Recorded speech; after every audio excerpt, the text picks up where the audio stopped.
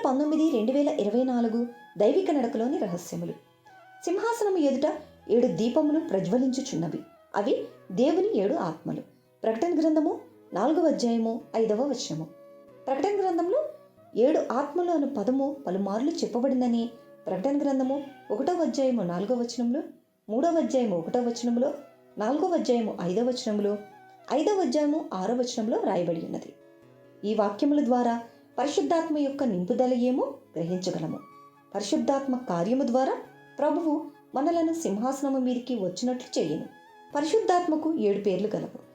అందులో మొదటిగా నిత్యుడగు ఆత్మ అని హెబ్రీయులకు రాసిన పత్రిక 9వ అధ్యాయము 14వ వచనంలో రాయబడి ఉన్నది.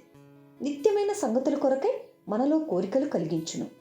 రెండవదిగా పరిశుద్ధమైన ఆత్మని రోమీయులకు రాసిన పత్రిక 1వ అధ్యాయము 4వ వచనంలో రాయబడి ఉన్నది.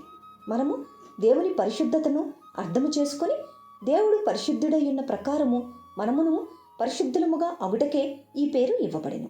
మూడవదిగా ఆదరణకర్త అని యోహాను సువార్త 14వ అధ్యాయము 16వ వచనంలో రాయబడి ఉన్నది.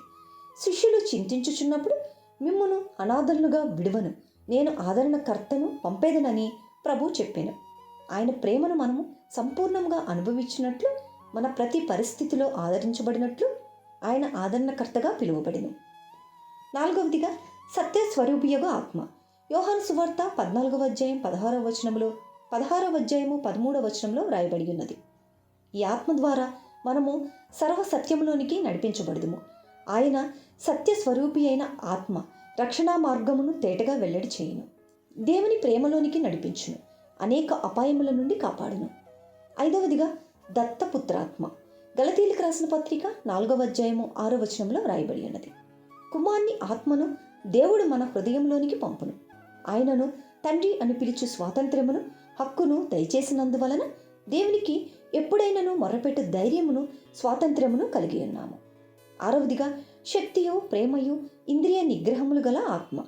తిమోతికి రాసిన 2వ పత్రిక 1వ అధ్యాయము 7వ వచనము.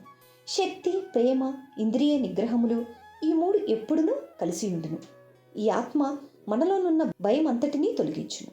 దేవుని మనస్సును, చిత్తమును, ఏర్పాటును తెలుసుకొనుటకు ఇంద్రియ నిగ్రహములు గల మనస్సును అనుగ్రహించును. 7వదిగా అభిషేకించు ఆత్మ. యోహాను రాసిన 1వ పత్రిక 2వ అధ్యాయము 27వ వచనము. మనము ఆత్మీయమైన సంగతులను ఒక దినములో నేర్చుకొనలేము. పరిశుద్ధాత్మ ద్వారా జీవితకాలం అంతయు నేర్చుకొనుటకు సిద్ధముగా ఉన్న కొలది అభిషేకము ద్వారా నేర్పించబడుదుము. ఆమేన్. Praise the lord.